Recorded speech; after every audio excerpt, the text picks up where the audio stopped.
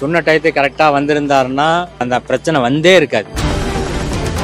30 உயிர், ஒரு உயிரா 40 உயிரா போச்சு. எவனோ பாவம் அப்பாவி.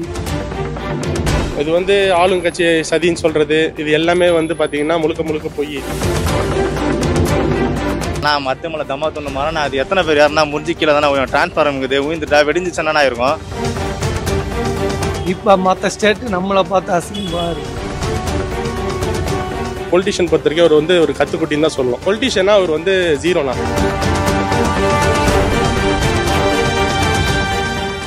சொன்ன டயத்துக்கு கரெக்டாக வந்திருந்தாருன்னா அந்த பிரச்சனை வந்தே இருக்காது. விஜய் காலத்தில் இத்தனை மணிக்கு நைட்டு ஒரு 8 மணிக்கு வரான்னா ஒரு 8:30 மணி, அரை மணி நேரம் ஆகும், இல்லை 1 மணி நேரம் ஆகும். ஒரு 4 மணி நேரம் 5 மணி நேரம் சென்று வந்தது தான் அந்த கூட்டம் கிரௌடு ஏற ஏற ஏற ஏற மேலேருந்து இந்த போர்டு விழுந்து இதாகி 30 உயிர், ஒரு உயிரா 40 போன உயிர் தானே.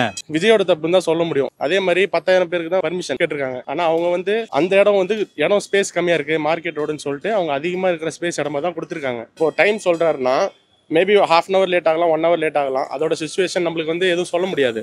அது முழுக்க முழுக்க அவரோட தப்பு தான். ஏன் பார்த்தீங்கன்னா மக்கள்கிட்ட எல்லாத்தையும் அவங்க அனௌன்ஸ்மெண்ட் பண்ணது 11 o'clock வரேன்னு சொல்லிட்டு ஈவினிங் 7 o'clock வரைக்கும் வெயிட் பண்ண வச்சது பார்த்தீங்கன்னா விஜயோட தப்பு தான் சொல்லுவேன் நான். அதாவது இந்த கொள்கை பரப்பு செயலாளர் இந்த மாதிரி இதுகளை அனுபவமான ஆளுகளை சேர்க்கணும். அவர் கூட்டத்தை சேர்க்கணுன்ட்டே 4 மணி நேரம் 5 மணி நேரம் பண்ணது அவர் மேல மிஸ்டேக். கூட்டம்லாம் கலைஞர் பேசினாருன்னா அவ்வளவு கூட்டம் வரும். அவர் ஸ்பீச் அந்த மாதிரி. விஜய்ட்டெல்லாம் இந்த ஸ்பீச் இப்படி திறமை எதுவுமே இல்லை. நம்ம இந்தியாவில தான் இந்த தலைவலி மேல 5 மணின்னா நீ 4:45 அங்க இருக்கணும்.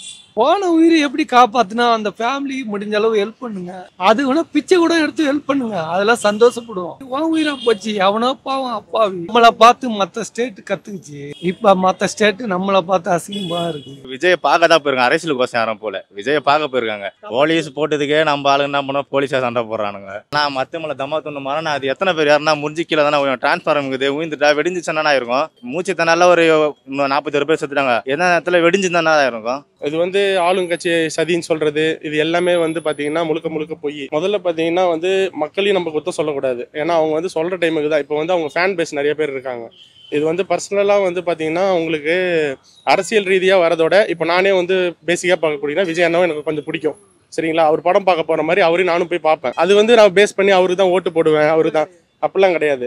இது முழுக்க முழுக்க விஜய் மேலதான் தப்புன்னு சொல்லுவேன். ஏன்னா அவர் ஒரு டைம் சொல்லிட்டு அவர் மக்களை ஏமாத்தி ரொம்ப லேட்டா வந்திருக்காரு அவரு. நீங்க இப்போ அரசியலுக்கு வரீங்கன்னா நீங்க பேசிக்ல இருந்தே வரணும். ஒரு 25 இயர்ஸ்ல ஸ்டார்ட் பண்ணி ஒரு 50 இயர்ஸ் வரைக்கும் உழைப்பு போடணும். ஒரு 25 இயர்ஸ் உழைப்பு போட்டீங்கன்னா தான் உங்களுக்கு நாளைக்கு ஏதாவது ஒரு எந்த ஒரு தொழிலாக இருந்தாலும் அரசியல்வாதிகளோட பேசணும், பழகணும், அவங்களுடைய சூழ்ச்சிக்கும் என்னன்றது தெரிஞ்சுக்கணும்.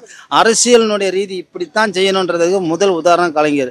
அந்த மாதிரி ஆள்கிட்ட கற்றுக்கணும். முதல்ல எதுவுமே தெரியாமல் ஏதோ மக்கள் ஆதரவு இருக்குது, கை நிறைய காசு இருக்குன்னு புதுசுன்னு நின்றுட்டோம்னாக்க அப்புறம் அதுக்கு தகுந்த மாதிரி தான் நடக்கும். திமுக தொண்டர்கள்லாம் ஏடிஎம்க தொண்டர்கள்லாம் அப்படி போக மாட்டாங்க. விஜய் தான் சொல்லணும், தொண்டர்களுக்கு ஆர்டர் போடணும். என்ன சொல்லணும், தொண்டர்களுக்கு இந்த மாதிரிலாம் அவங்க ஒரு அதிகாரி கேட்கும்போது அவங்க கனிவா இது பதில் சொல்லுங்க அப்படின்ட்டு அவர் தான் கட்டளை போடணும். ஏன்னா அவங்க அதிகாரிலாம் அடிக்க போறது இது பண்றது இல்லை. விஜய் ரசிகரே ஒரு பிறந்த நாளைக்கு இவ்வளவு பெரிய கத்தியை வச்சுக்கிட்டு கேட்க விட்டுறான். அது பொதுமக்கள் நான் பார்க்கணும்ல.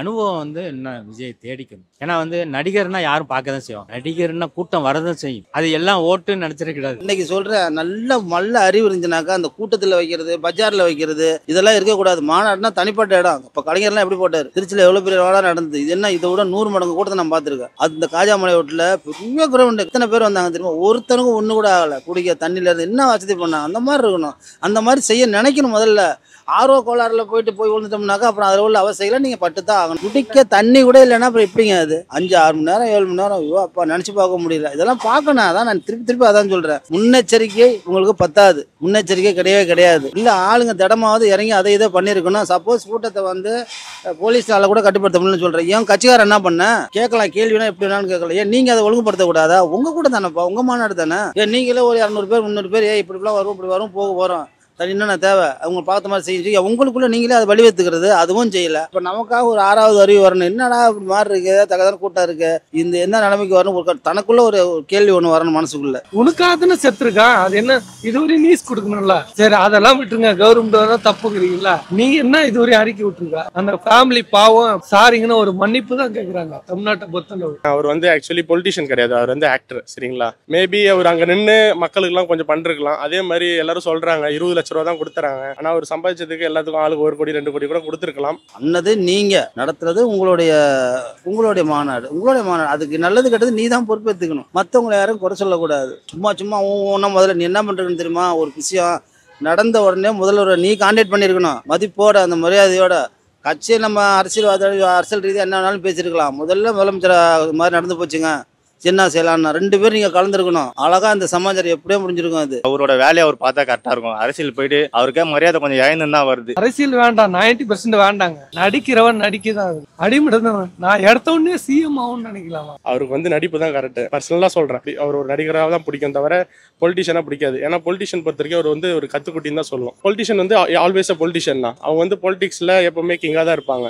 சரிங்களா? இப்போ புதுசாக யாராவது முளைச்சு வராங்க, ஏன் விஜயகாந்த் எடுத்துக்கோங்க, நிறைய பேர் இருக்காங்க ஆக்டர்ஸ்லயே. அவங்கலாம் வந்து மோஸ்ட்லி பார்த்தீங்கன்னா ஃபெயில் தான். இந்த கூட்டம்லாம் வேண்டாம், இந்த அரசியலே வேண்டாம். முடிஞ்ச அளவு உதவி பண்ணுங்க, இல்லைன்னா ஒவ்வொருத்தரும் அடுத்த போறவங்களுக்கு வழி வச்சு